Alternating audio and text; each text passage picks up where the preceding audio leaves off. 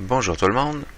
Je me fais poser beaucoup de questions et j'ai donc décidé de faire de courtes vidéos pour vous aider à débuter dans le domaine des crypto-monnaies. Donc aujourd'hui, on va commencer par la base. Je vais vous montrer comment on peut se procurer des crypto-monnaies rapidement.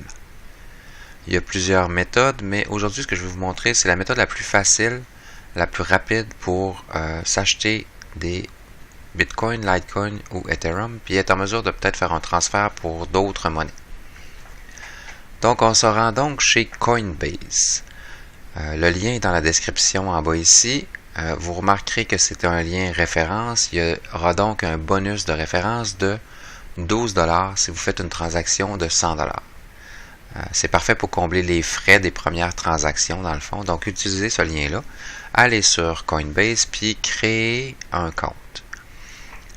Il y a une validation à faire par texto avec un numéro de téléphone idéalement. Ensuite, on confirme l'adresse courriel, on entre les informations, on entre aussi notre carte de crédit, parce que Coinbase, c'est pour ça que c'est facile et rapide, c'est qu'on peut juste faire un lien avec notre carte de crédit, puis ça puisse être utilisé pour acheter des monnaies. Donc, ensuite de ça, je vais vous montrer ça ici. Donc, on arrive sur Coinbase, on fait créer votre compte, prénom, nom, adresse courriel et tout ça, on fait le petit CAPTCHA. On certifie, puis création d'un compte. Évidemment, ici, bon, mon compte est déjà créé, donc ça ne fonctionne pas.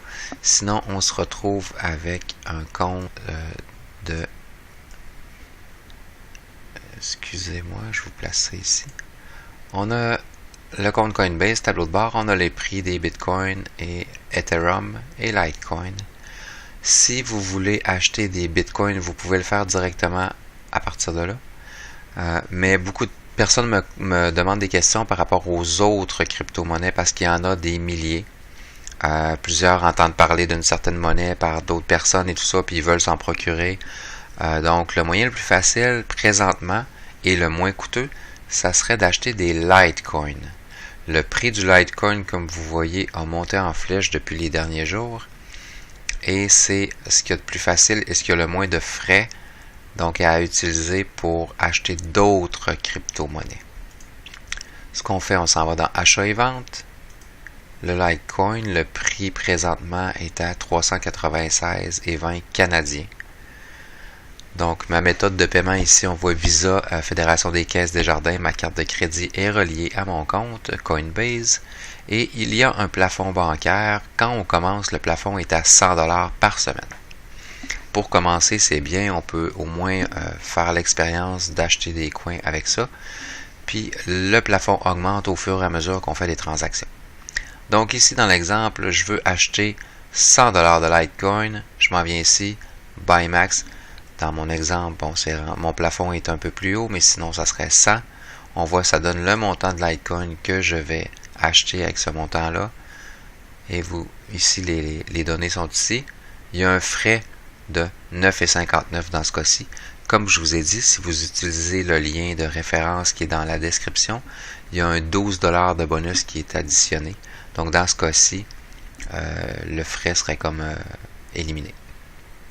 Donc on clique acheter immédiatement. Je ne le ferai pas dans ce cas-ci. Confirmer l'achat. Et vous avez maintenant des Litecoin dans votre compte Coinbase. Si vous voulez acheter d'autres crypto-monnaies que le Litecoin, je vais faire d'autres vidéos pour vous expliquer comment faire pour transférer ces coins-là sur un site de exchange, un échange, pour aller acheter ou vendre d'autres sortes de crypto-monnaies. Donc, pas plus compliqué que ça pour l'instant. On veut s'acheter des monnaies rapidement. On link la carte de crédit sur Coinbase. On fait les étapes que je viens de vous montrer. Puis, on a des Litecoin dans notre banque Coinbase. On est capable de faire quelque chose avec ça. Prochaine vidéo, on va voir les prochaines étapes pour qu'est-ce qu'on peut faire comme option une fois qu'on a acheté des crypto-monnaies de cette manière-là. Donc, abonnez-vous à ma chaîne pour être informé des prochains tutoriels. On va parler entre autres du mining, ceux qui veulent miner des coins, parce que c'est toujours possible. Les bitcoins ne se minent plus, mais il y a beaucoup d'autres coins qu'on peut miner. Je vais vous parler d'autres méthodes gratuites et payantes pour se procurer des coins et les différentes options pour les emmagasiner, les sécuriser. Donc, merci beaucoup. À bientôt.